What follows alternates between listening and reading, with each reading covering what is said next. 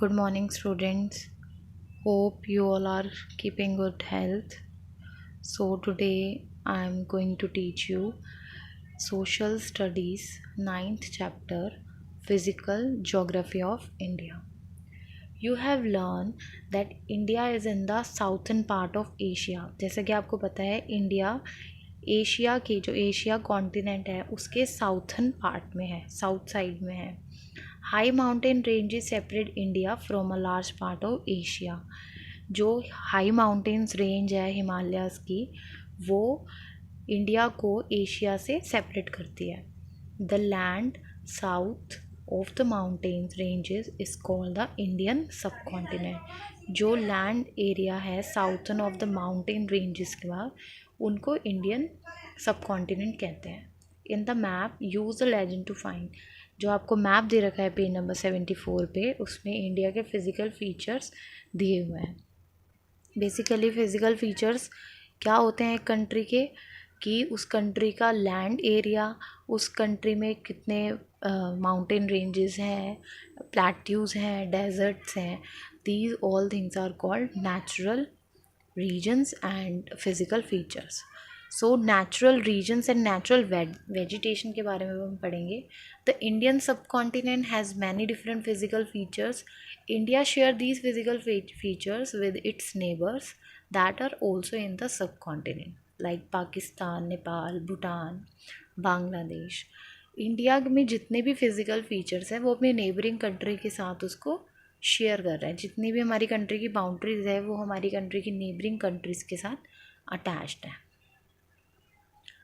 The physical features from 6 different natural regions created by nature. जो 6 different type के natural regions है हमारी country में वो किससे created है? by naturally ही वो created है. The weather and geography within a natural region are almost similar.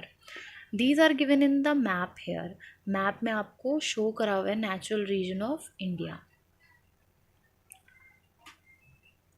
In each natural region, there are certain trees and plants that grow naturally.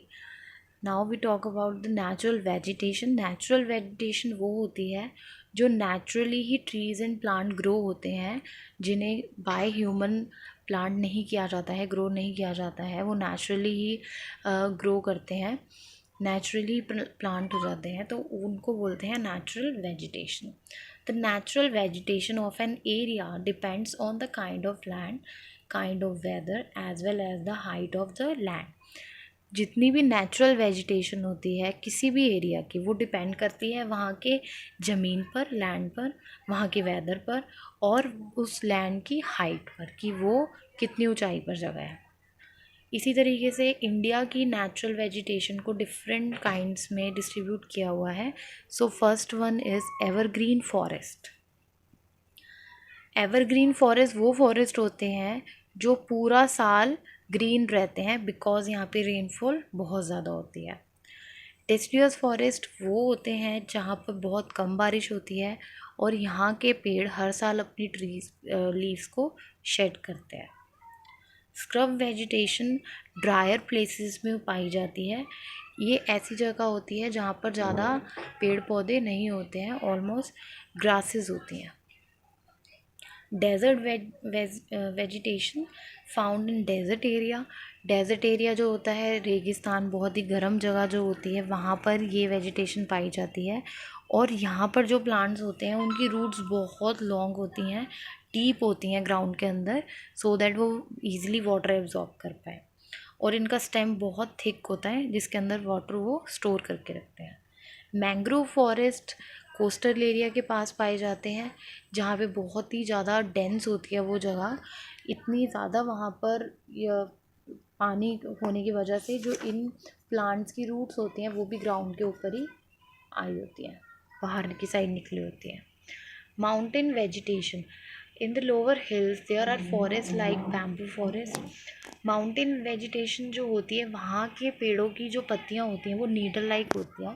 For example आपको इस picture में show भी किया हुआ है कि जो यहाँ माउंटेन्स पे जितनी भी नेचुरल वेजिटेशन होती है वहाँ के जो प्लांट्स होते हैं उनकी जो लीव्स होती है वो नीडल लाइक होती हैं, ताकि उनके ऊपर स्नो होल्ड ना हो पाए, स्नो उनमें से फ्लिप हो जाए. In many parts of India, forests have been cut down for different reasons. India में काफ़ी पार्ट्स में फॉरेस्ट को काट दिया जाता है ताकि उस जगह को क्लियर करके वहाँ पर फूड ग्रो किया जा सके. Next, we talk about the northern mountains and hills of the northeast. Many ranges of high mountains curves across the North India. These are the Himalayas, the highest mountain in the world. They form a natural boundary between India and the large part of Asia. जैसे मैंने आपको भी पहले बताया कि जो mountain range है India के नॉर्थ में, वो एशिया से इंडिया को अलग करती है, सेपरेट करती है, क्योंकि बहुत बड़ी रेंज है. Two neighbouring countries Nepal and Bhutan are situated in these mountains. In mountains में दो कंट्रीज़ हैं जो नेबरिंग कंट्री है इंडिया की, वो है Nepal and Bhutan. Geographers have divided the northern mountains according to their heights. अब जो माउंटेन रेंजेस हैं उनको भी डिफरेंट टाइप्स में बांट दिया गया है. तो first one is the Himadri. These are the highest mountains. They are also called the Greater Himalaya. They get heavy snowfall and are also covered in snow. It is very cold here, both in summer and winter. There is no plant or animal life. High mountains like Mount Everest and Mount Kanchenjunga are the Greater Himalayas. Are in the Greater Himalaya. So Himadri ranges वो ranges है mountains की जो बहुत ही ज़्यादा ऊंचाई पर हैं, और ये यहाँ पे माउंटेन्स पूरे साल बर्फ़ से ढके रहते हैं. और यहाँ पे सर्दी, समर और विंटर्स दोनों टाइम ही बहुत ज़्यादा ठंड रहती है. यहाँ पे ना तो प्लांट लाइफ है और ना ही एनिमल लाइफ है. और जो हमारी सबसे हाईएस्ट माउंटेन पीक है माउंट एवरेस्ट, वो भी इसी रेंज में है. Next one is the Himachal. These mountains are lower than the Himadri and are also called the Lesser Himalayas. जो हिमाचल रेंज है माउंटेन्स की, उनको लेसर हिमालयस भी बोलते हैं बिकॉज ये थोड़ी लोअर होती है हिमाद्री से. Okay. There is snow in winter but summer is cool and pleasant. Some area have grassy slopes while other have forest. इस रेंज में माउंटेन्स की, इसमें आपको पिक्चर में भी शो किया हुआ है यहाँ के माउंटेन्स की पिक. सो इस रेंज में जितने भी माउंटेन्स आते हैं वहाँ पर, तो वहाँ पे थोड़ी नेचुरल वेजिटेशन भी पाई जाती है. वहाँ पे थोड़ी ग्रासी स्लोप्स होते हैं और फॉरेस्ट भी है वहाँ पर. और समर यहाँ पे कूल होते हैं और प्लीसेंट होते हैं, और विंटर्स में तो ठंड होती है. Next one is the Shivalik. These are the lowest range. ये सबसे लोएस्ट रेंज है हिमालय की. It is not as cold here as in the higher mountain. In many places the thick forest of the Shivalik have been cut down so the soil get washed away with heavy rain. Shivalik range सबसे lowest range है. यहाँ पर उतनी ठंड नहीं होती है जितनी हायर माउंटेन रेंजेस में होती है. इन मैनी प्लेसेस यहाँ के जो थिक फॉरेस्ट हैं उनको कट डाउन कर दिया गया है ताकि वहाँ की मिट्टी को वो पानी के साथ, मिट्टी बारिश के पानी के साथ वॉश्ड अवे होके नीचे की साइड आ जाए. Now did you know the Himalayas were created when the subcontinent pushed against Asia. The subcontinent is still moving slowly towards Asia, and so the Himalayas are rising between 1 to 2 centimeter each year. So ये इसमें did you know में बताया गया कि Himalayas कैसे बने थे, कि आज से बहुत टाइम पहले जब सब कॉन्टिनेंट्स टकराए थे आपस में एशिया से, तो जब ये कॉन्टिनेंट्स आपस में टकराए थे तो जो जितना भी माउंटेन रेंजेस है वहाँ का लैंड क्या हो गया था, हाई अप हो गया था ऊपर जब कॉन्टिनेंट्स आपस में टकराए थे. That's why in mountain form हुए थे. और हर साल the sub continent still moving, और कॉन्टिनेंट हम हर साल मूव करते हैं टूवर्ड एशिया की तरफ. सो हिमालय जो होता है वो हर साल 1 to 2 सेंटीमीटर्स ईच ईयर थोड़ा सा इंक्रीज़ होता है. Now, hills of northeast India. In eastern India, the mountain ranges turn southward and become hill ranges. They are covered with forest and greenery as it rains a lot here. The hills have different names like the Mizo Hills or the Garo Hills. So hills जो north east side पे hills हैं यहाँ पर the mountain regions turn southward and become hill ranges यहाँ पे सिर्फ और सिर्फ फॉरेस्ट है ठीक है दे covered with forest and greenery बहुत है यहाँ पे बिकॉज यहाँ पे बारिश बहुत होती है the effect of Himalayas Himalaya हमारे लिए कैसे हेल्पफुल है हमारी कंट्री के अब हम वो देखते हैं the area north of the Himalayas is cold and windy the high mountain prevent cold winds from the regions from blowing over India. This makes India much warmer than places that are north of the Himalayas. सो हिमालय से हमें सबसे ज़्यादा benefit क्या है जो cold winds आती हैं north area में the high mountain prevent cold winds वो इंडिया में उसको आने से रोकता है the Himalaya help rain to fall on the Indian subcontinent when rain bearing clouds from the sea reach the mountains they cannot go any further they rise cloud from the seas reach the mountains they cannot go any further they rise up into the cold upper atmosphere here the water vapor turn to the rain or snow which falls on the subcontinent so हमारी country में हिमालय की वजह से क्या है जो rain होती है वो भी क्लाउड्स हिमालय की वजह से ही मूव करते हैं हमारी कंट्री की तरफ Snow from the mountain melts in summers and fills many of the rivers. These rivers have water even in the hottest month. So Himalayas पे जो भी बर्फ़ जमती है वो समर्स में जब मेल्ट होती है तो वो सारा पानी हमारी रिवर्स में आता है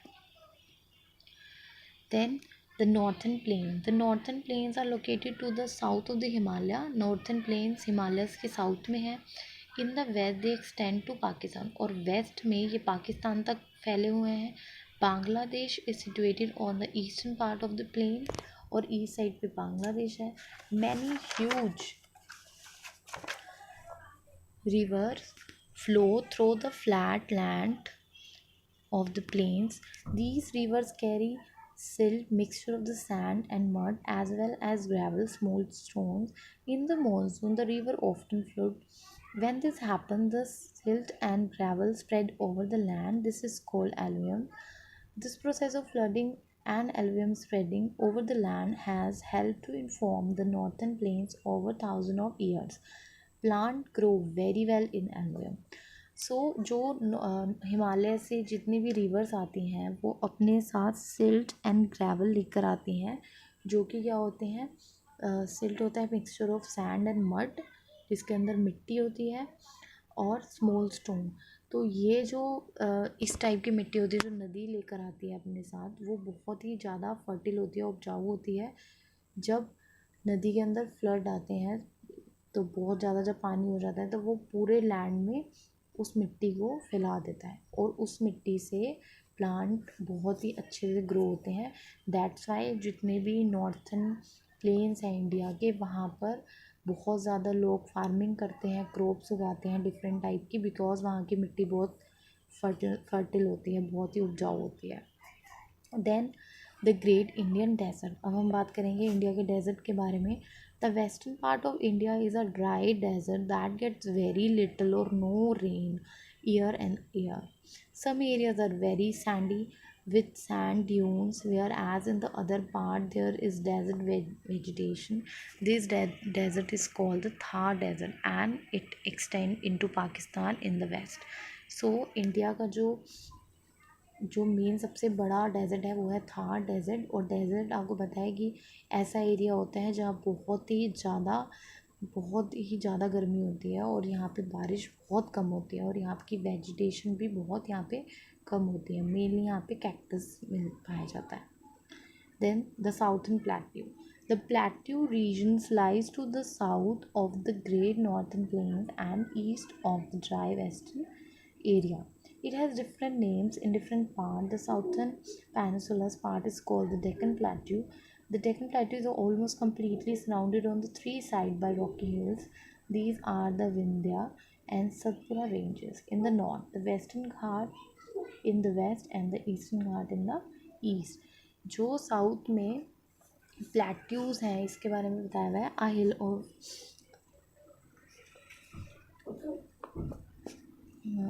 हाँ सॉरी,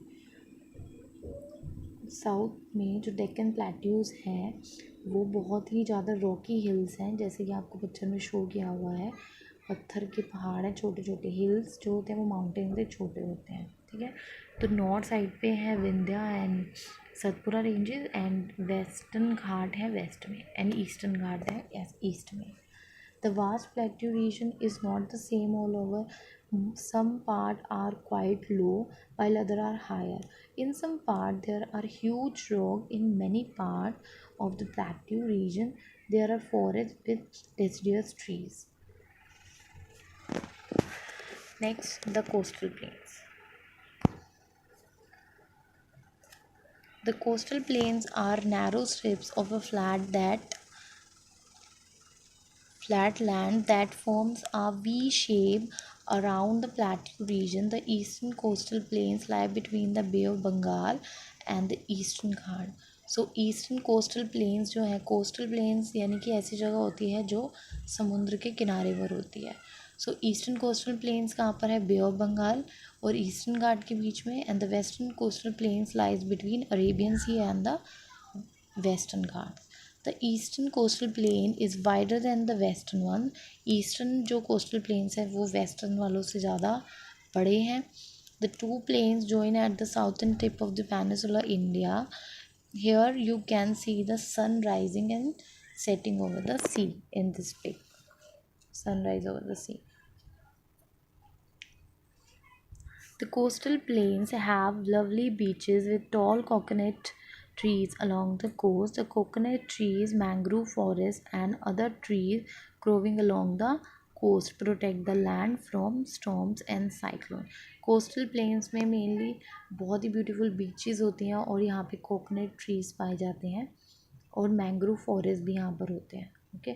सो जो मैंने आपको पहले बताया था, मैंग्रोव जो फॉरेस्ट होते हैं वो बहुत ही ज़्यादा डेंस होते हैं, वहाँ के प्लांट्स में जो रूट्स होती हैं वो भी ग्राउंड के ऊपर ग्रो हुई होती हैं। Next, the island regions. The island regions of India are two